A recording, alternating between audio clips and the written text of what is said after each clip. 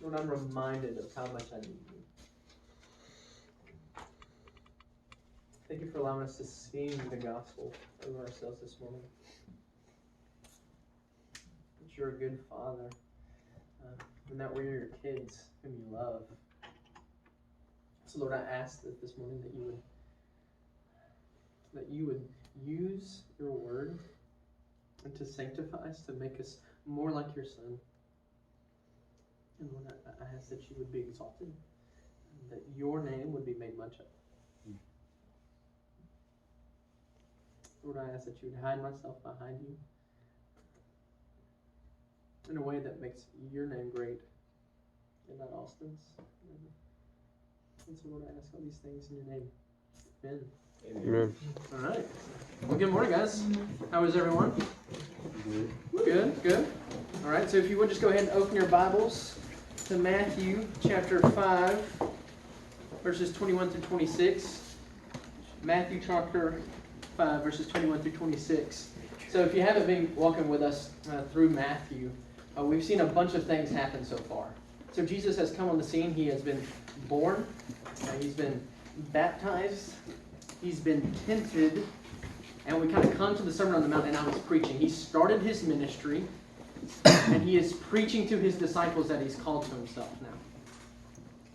And so at this moment, right now, what we saw last week, and I think they did such a good job, Tyler Lee and Troy, pointing out to us like how at Mount Sinai, God has descended to give his law. So that's Exodus.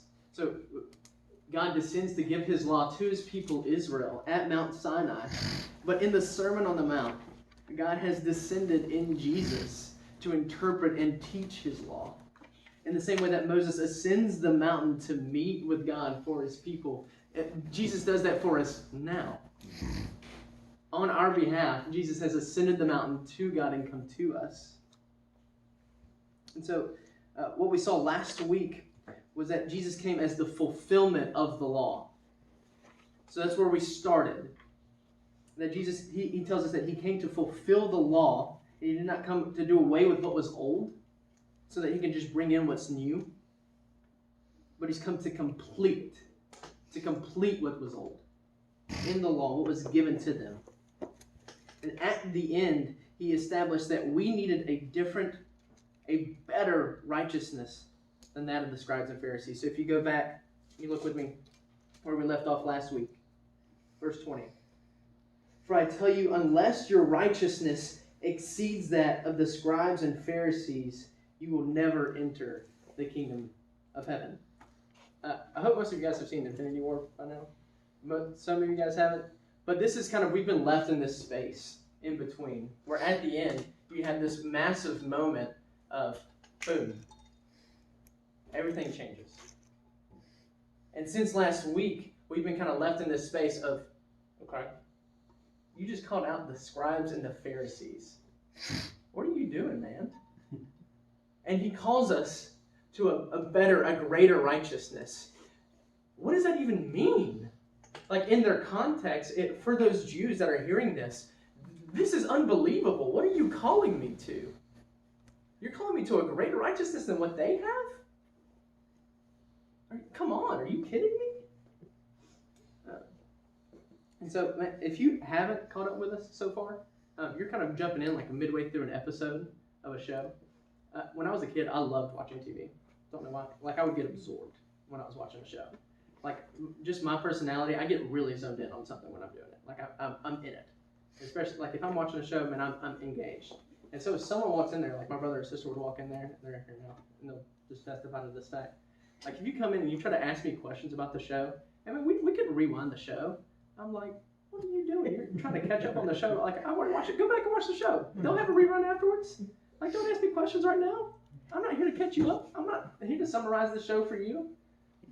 Not for this. Don't apply that to you. But, man, we do have, like, there's a Netflix for sermons right now. It's on our website, safehaven.church. Go catch up. But, man, this is kind of where we're at. And what we're moving into is we're going to move into where Jesus is going to apply what he says about fulfilling the law. Jesus is going to apply in 6 ways here in chapter 5. And you're going to hear this thing on repeat. Here's what he says. He says, you have heard that it was said, but I say to you. 6 times he's going to say this. And look, what Jesus is going to teach stands in stark opposition to the religious elite of his day. It stands in stark opposition to what the scribes and the Pharisees had been teaching. And Jesus doesn't back down. Remember that, what he just said? He doesn't back down. He calls them by name. Scribes and Pharisees. But not only does Jesus stand in opposition to their religious culture, he stands in opposition to our own. He stands against Southern churchianity, as Tyler Wilford would say, and against a good old boy kind of faith. What I mean by a good old boy kind of faith is where we look super dope on the outside. We look super awesome. We look great. But our hearts are far from God on the inside. And just like any other time that we look into God's word, it's going to do the same thing. As Jesus speaks, God's word is going to do what it always does. It's going to expose our hearts and reveal what we love, what and whom we love. And so, as we go through these verses 21 through 26, here's what we're going to see. God's law is going to be presented. We're going to see Jesus' interpretation. We're going to see Jesus' application in verses 23 and 24, and then we're going to see an illustration from Jesus in verses 25 through 26. So if you look, verse 21, here we go. You have heard that it was said to those of old, you shall not murder, and whoever murders will be liable to judgment. But I say to you that everyone who is angry with his brother will be liable to judgment. Whoever insults his brother will be liable to the council, and whoever says, you fool, will be liable to the hell of fire. So if you are offering your gift at the altar, and then remember that your brother has something against you, leave your gift there before the altar and go. First be reconciled to your brother, and then come and offer your gift. Verse 25. Come to terms quickly with your accuser while you are going with him to court, lest your accuser hand you over to the judge, and the judge to the guard, and you be put in prison. Truly I say to you, you will never get out until you have paid the last penny. So what Jesus is going to boil this down to for us is this. As a reconciled people, we are called to reflect our reconciling God by being a reconciling people. As a reconciled people, we are called to reflect our reconciling God by being a reconciling people. Word reconciliation. Like I know, we just dropped a bomb right there already. So reconciliation is the restoration of peace in a relationship where there has been heartache and sorrow from wounds caused by broken promises, harsh words, reoccurring failure, where there has been pain and sorrow caused by someone else. Reconciliation is the process of restoring peace to that relationship. Reconciliation is the making whole of what was once broken. So look, let's see what Jesus says in verse 21. He says this, you have heard that it was said to those of old, you shall not murder, and whoever murders will be liable to judgment.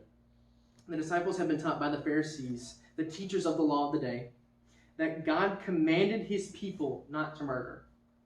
So most of you guys grew up in the South. I think I only know one person in here that didn't grow up in the South. And we all learned the 10 Commandments. I remember being a kid, Kim, who's actually here, she taught me the 10 Commandments. And so she gave us this little illustration. So you get the first commandment, you hold up one finger, one God, right? And I only remember like 3 of these things. And the 7th one, this is like the one that I understood the most. It was like, okay, so you got this, you got like a little gun and you don't shoot it. Okay, don't murder someone. Number 10, don't covet, don't go steal things, you're gonna lose your hands. Okay, that's what I remember. But look, we're familiar with the 10 Commandments. Did God not command his people not to murder? Yeah, he did. That's what he said. He said, you shall not murder in Exodus 20 verse 13 as he gives his commandments to his people. He commands them not to kill one another in cold blood.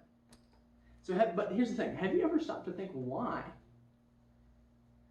It's like, it just seems so intuitive to us. It just makes sense. Duh, you wouldn't murder someone. Okay, that's murder, right? But here's the thing. Why would God command us something so obvious then? What's at the core of this commandment? So first off, it's not obvious. It's not as obvious as you think it is. God's law is a means by which he keeps our sinfulness in check. And there have probably been times where you've been so mad at someone, you probably would have murdered them if you hadn't if you weren't afraid of getting caught. You know what I'm saying? That's real. But two, what's murder at the core? Murder is an assault on another image bearer of God that snuffs out the very life given by God. And it exalts the murderer to the place of God as the taker of life. Mm-hmm. And since it is an assault on God's image, it's an assault on God himself.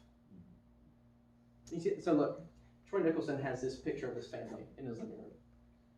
Always has ever since I've known him. They recently updated it, but it's right there smack dab in the living room. If someone were to walk in there and rip that thing off the wall, stomp a hole in it, spray paint all over it, that would be kind of offensive, wouldn't it? That would kind of tick off Mama at least.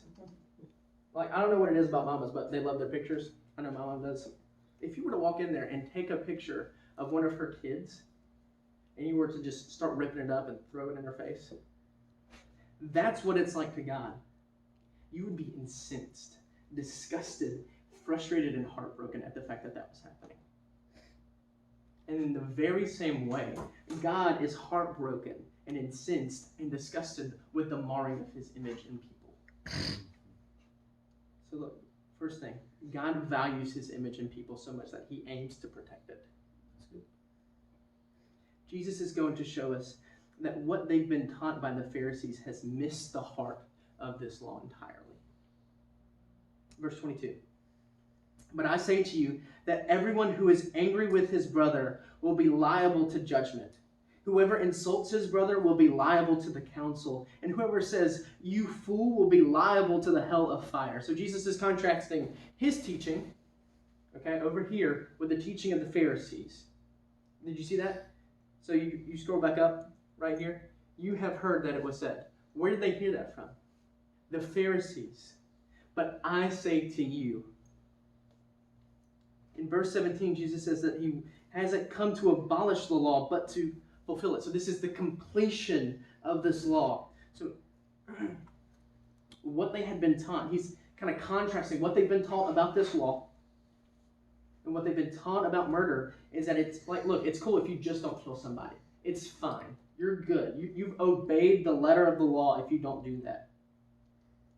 But look, this is what they've been taught, that they had only to obey the letter of the law while ignoring the heart of it. And here's the thing. Our culture is no different from theirs. If you walk into any place in the South, you're going to see super religious people. There are churches on every corner. I think there are 80 some odd Baptist churches in Tuscaloosa County. There are churches everywhere. You're going to meet so few people who haven't at least been a part of a church for some period of time. We are familiar. We're inundated in a religious culture. And here's the thing. Our culture is just as prone as theirs was to reducing the letter of the law and missing its point entirely.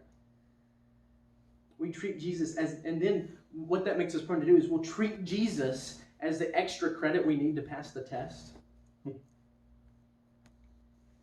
we'll say, look, just try your best and he'll take care of the rest. Look, you just try your best, you obey as many laws as you can, and he'll get you the rest of the way there.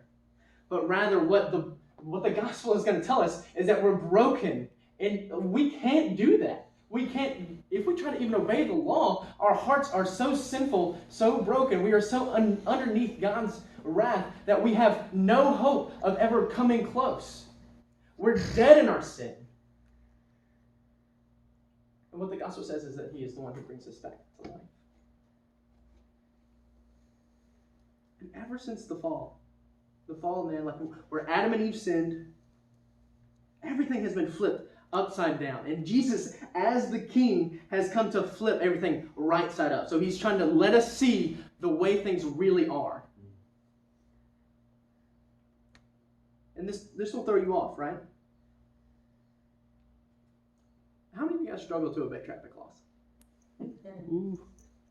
Like, it's impossible. Like, just for me, my parents live in Foster's, and when we have to drive out there, I have to take the interstate. There's no way I'm doing anything below 80, right? The speed limit is 70 miles an hour. There's no way I'm doing anything below that, though.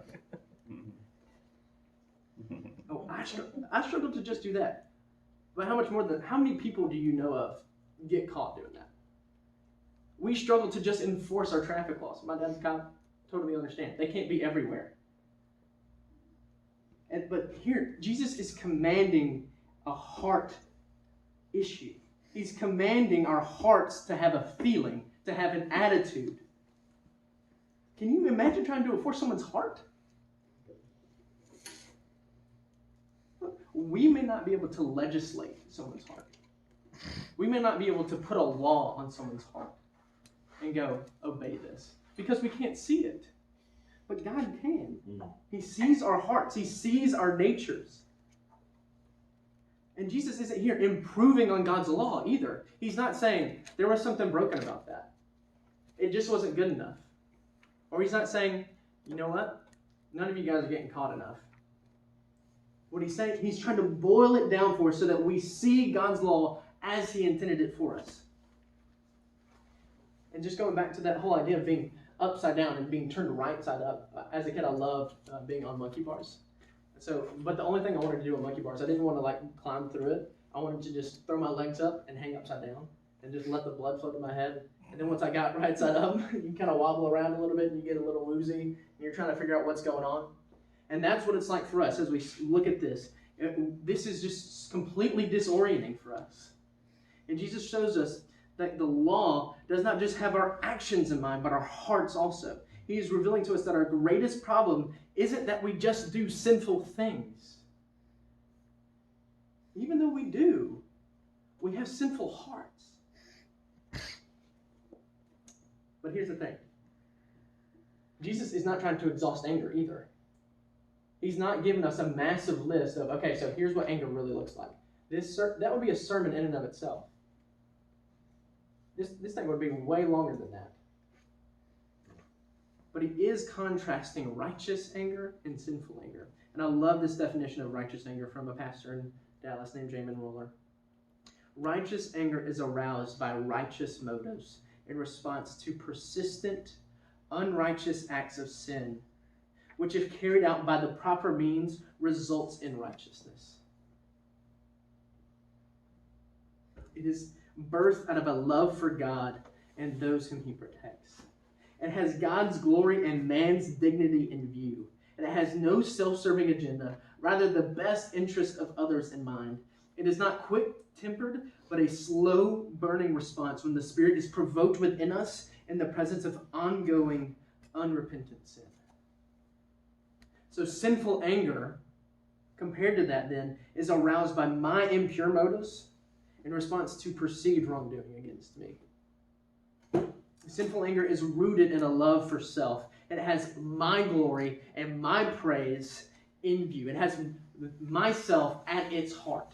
And so the primary distinction between righteous anger and unrighteous anger, sinful anger, is that righteous anger is God-centered and sinful anger is me-centered. It's about me. And if the summation of the commandments is to love God and to love your neighbor, then sinful anger is produced out of a love of self. And it's disobedience to that. Sinful anger will always lead to the disruption of peace and the devaluing of human dignity. Let's move on. Whoever insults his brother. And then he goes on to say, whoever says, you fool. So this word insults is this word raka in Greek. It's actually moved over from Hebrew. So we don't really understand what that means, but we do know this. It's an insult. And it's calling someone stupid. It's like, yo, you're airheaded. Okay? Insulting someone's intelligence. And then he goes on to say, you fool. Now this is a moral judgment. It's saying, if you go back to Proverbs, it talks about, hey, the fool a ton of times. And what this is talking about is someone who just consistently goes after sin. This is an argument for someone's value and worth. It's like saying you're worthless. Girls are kind of mean sometimes. I don't know if you know that. Like if you go to any third grade classroom and like look at any notes that they pass to each other, it can be so vile, man. Like, God, I just wish you weren't even born. I don't know where you came from. I can't believe your mama named you that. Like, it just gets so mean. And so it is, this idea is the same thing. It's us reducing someone's value and worth out of anger towards them. So my heart, when I'm outraged at a perceived slight, is murderous in nature. And I don't get that. Like, that's hard for me to soak in. But whoever insults his brother, whoever is so outraged, so angered that he would be willing to insult his brother, what does this remind us of? It takes us back to Genesis. So here's the thing. Genesis chapter 1, we're going to start there. We're going to make our way to Genesis chapter 4 very quickly. In Genesis chapter 1, God creates humanity and the world and the universe in peace, in shalom. So there is this rhythm that keeps happening. He says, and God created, and God created, and God created, and God created. There's this ingrained peace in the universe that he's instilled into it. And if you jump over to chapter 3, everything gets shattered. Everything is broken. So it's like a symphony. He starts his thing. Starts doing his thing, and they're playing, and it sounds incredible. Back in 2010, ACA started their first band with 6th graders. I would rather give a giraffe a tuba than go back and listen to those kids play. It was awful. It was the worst screeching sound I've ever heard. It's just terrifying thinking back to it. And it's like that. You have this beautiful symphony that God has created in chapter 1. And in chapter 3, we're reduced to a bunch of 6th graders playing tubas. And that's what's happened. And he shows us that in Genesis chapter 4. Genesis chapter 4. You don't have to turn there. This is about Cain and Abel. This is the first murder that ever happened. They're brothers and the sons of Adam and Eve. And here's what it said.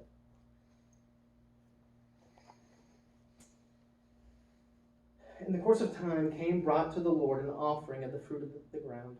And Abel also brought of the firstborn of his flock and of their fat portions. And the Lord had regard for Abel and his offering, but for Cain and his offering had no regard. So Cain was very angry, and his face fell. The Lord said to Cain, "Why are you angry? And why has your face fallen? If you do well, will you not be accepted? If you do not do well, sin is crouching at the door. Its desire is contrary to you, but you must rule over it." Verse 8. Cain spoke to Abel his brother, and when they were in the field, Cain rose up against his brother Abel and killed him. This is the shattering of the Imago Dei that God instilled in his people in Genesis chapter 1. And this is the greatest grievance since Genesis chapter 3, where everything is broken, and then God sees the blood that he put into his people, the very breath that he gave to his people, spilled out onto the ground and removed and taken. But where did it start? It even says it in the text. It says it started with anger. Cain was so angry with his brother that he was willing to kill him. And that's the juxtaposition, the connection that Jesus is trying to draw there. So look, being angry doesn't always look like murder. Let's just be real. We're too afraid to murder someone. We have laws in place. It doesn't look like taking everything up in flames. Like, when I think of the most angry people I know, It's just like they get mad and it's like, flame on! I don't know if you guys know Fantastic Four, Human Torch, but he just like cuts on. And they just erupt and it's like fire going everywhere. Burning the house up, everything's gone. Here's what anger most often looks like. It's this burning passion in our heart. It's a seething ember. An ember that we will cultivate until it just burns everything down. We will fan into the flame another grievance, another problem, another thing, and we see in that person, and everything just proves that we're right. So you're here. Let's just say hypothetically, of course, you're driving into work tomorrow and your teammate, Susie, cuts you off on the drive. You're kind of ticked, but it's okay. No big deal. You go into work, and at work, you turn in your thing to her, and she does her thing with it, and she comes back to you, and she's like, yo, there's a problem with this thing you sent over. You feel like you're assaulted. Like, I did something wrong, come at me, bro. What's up? And it just continues to validate everything you already believed about that person. But in the South, we're too sweet. We're too nice to say I'm angry. I'm just frustrated. That's what we'll say. I'm just frustrated right now. And what we're trying to do is we're just trying to validate the anger we already have.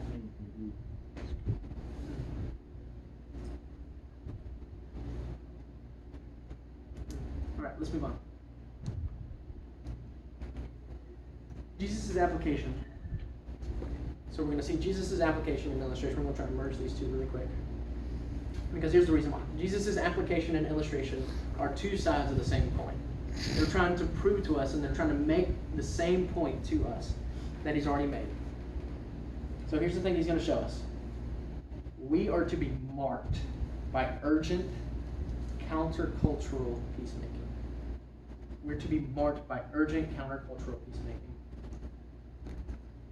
So if you are offering your gift at the altar and then remember that your brother has something against you, leave your gift there before the altar and go. First be reconciled to your brother and then come and offer your gift. So Jesus, like any other preacher, he's really digging in and he's trying to apply specifically to his people's lives. He's trying to dig into them and say, hey, here's how you can apply this. And in this story, reconciliation takes precedence over the offering. And in both stories, in both the application and the illustration, the outcome is never guaranteed. He doesn't say, okay, you'll be reconciled when you go. That's not his point. The focus is not even on the other person. He doesn't dive deep into, okay, so here's what happened. You know, Susie came at you. Man, that's a terrible thing. Or you did this thing. He doesn't even deal with that. He doesn't touch that. Because that's not the point. The focus is on our hearts and the pursuit of reconciliation with another. So here, reconciliation is urgent, it's imperative, and here's another thing. It requires humility. It requires a regard for the other over self. And demands a deep apology that owns its sin. That's willing to own its part in the confrontation. But here's another thing about reconciliation. Reconciliation is at the heart of the gospel itself. For us as believers, being reconciled to God leads to our being reconciled to other people. So this vertical reconciliation with our Father naturally leads us to reconcile with other people in our lives horizontally. And Jesus says this in the Beatitudes. Blessed are the peacemakers, for they shall be sons of God.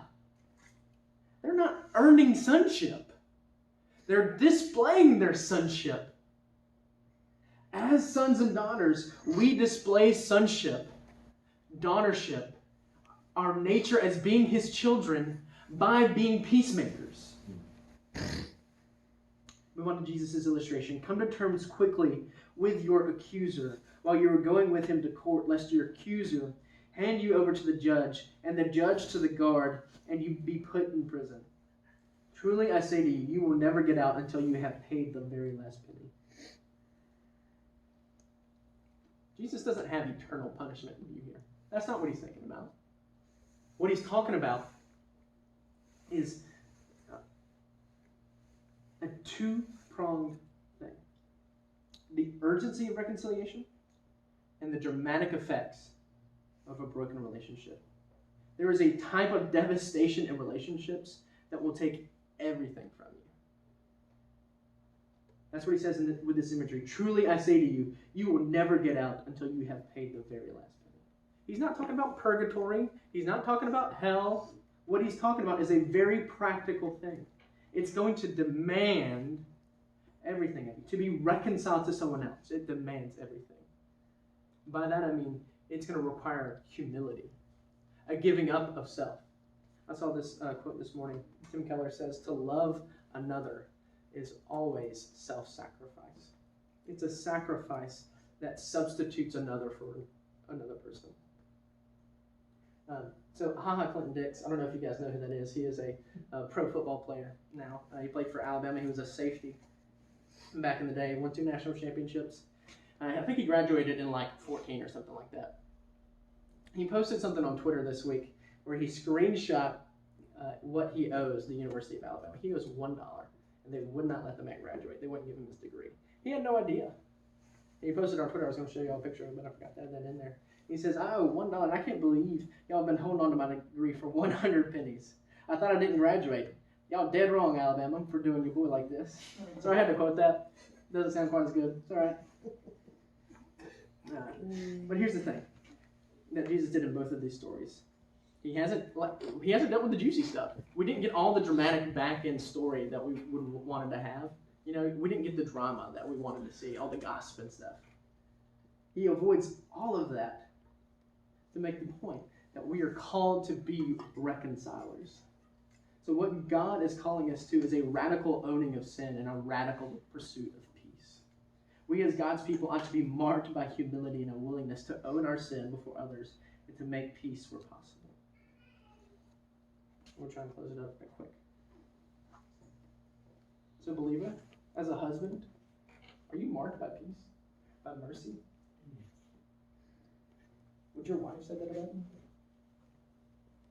Are you harsh with your words and quick to cut and bite? Wives, are you quick to be frustrated and give your husband the silent treatment? To be passive aggressive. When he asks for the remote, be like, yo, you get your cell phone and get the remote. Go make your own food, whatever. Sorry, didn't mean to insult anyone if I did that. It's okay. We'll deal with it afterwards. Just come talk to me. It's okay. Parents, are you willing to own when you mess up? Are you willing to apologize to your kids? Are you willing to let go of your pride? Believer, are you marked by peace?